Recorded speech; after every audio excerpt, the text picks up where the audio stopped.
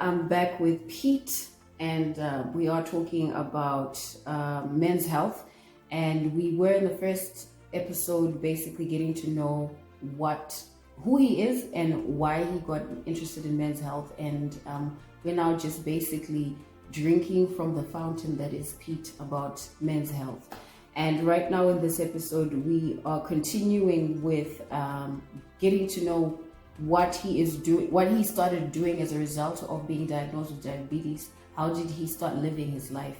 And what was he eating? What was he doing? And as we're sharing his story, he's giving us tips on this is how men really should be living, right? This is the kind of things that men should be consuming and not consuming. And, so what happened when you got diagnosed? What are the changes that you started making in your life?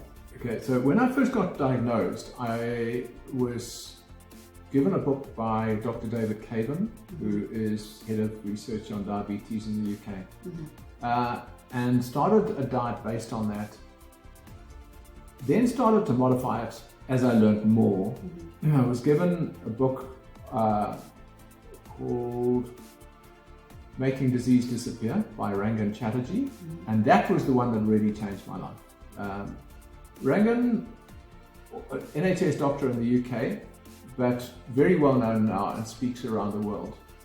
Very worth getting hold of, and that was what really changed me completely. So initially I got off sugars, obviously, and got off most processed carbs, but not all. I was not aware of some of the fruits and veg that I was going to have to give up, or how rigid I was going to have to be in order to get it right. When I then had to make the decision that I was going to treat my diabetes by diet alone, I then had to come off most carbs.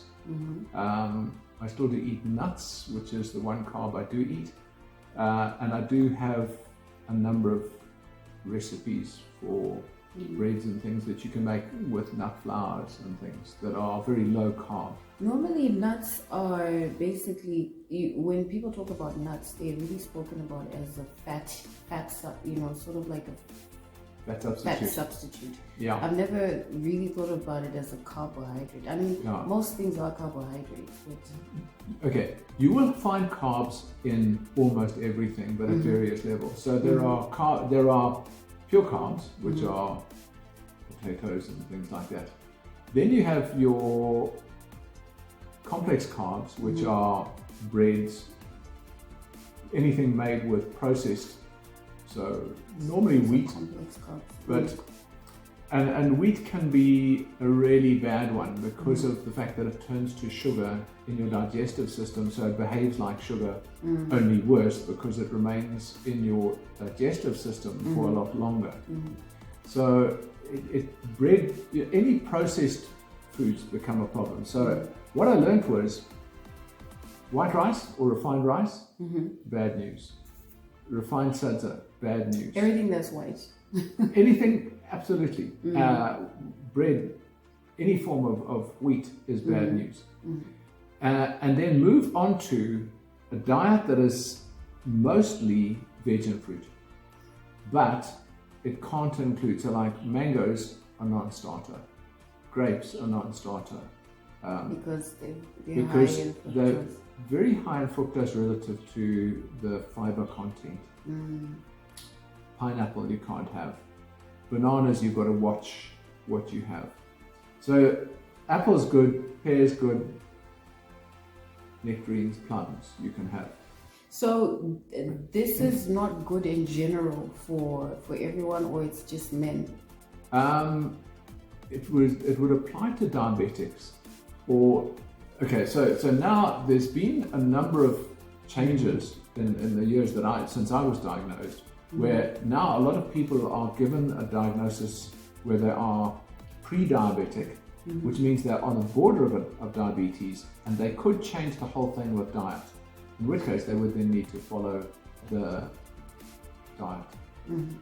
And that will take some time to go through. What I'd suggest actually at some stage is that we put a series of notes that people can access on diet, Mm. because diet is a big one. Mm. But we need to then also do diet, exercise, sleep, and relaxation, because those are the 4 things that you need to address. Okay. I think that in the next episode, so that's quite a bit of information to process in terms of stuff that you're supposed to not eat to avoid. And I think we can expand more on things that we should be eating, the things that men should be eating for their health in the next part of the series. Yeah. So thank you for that information. Thank you guys for watching this part of the series episode. And we will get back in the next one talking more about what you should be eating as a man, and how often, what kind of exercises you can be doing as well to keep your health. So thanks, Pete. Absolutely. Thank you. See you next time. Remember to put in your comments, and you can contact us and let us know whatever questions you have. Otherwise, stay healthy and take care. Good. Thank you all. We'll talk next.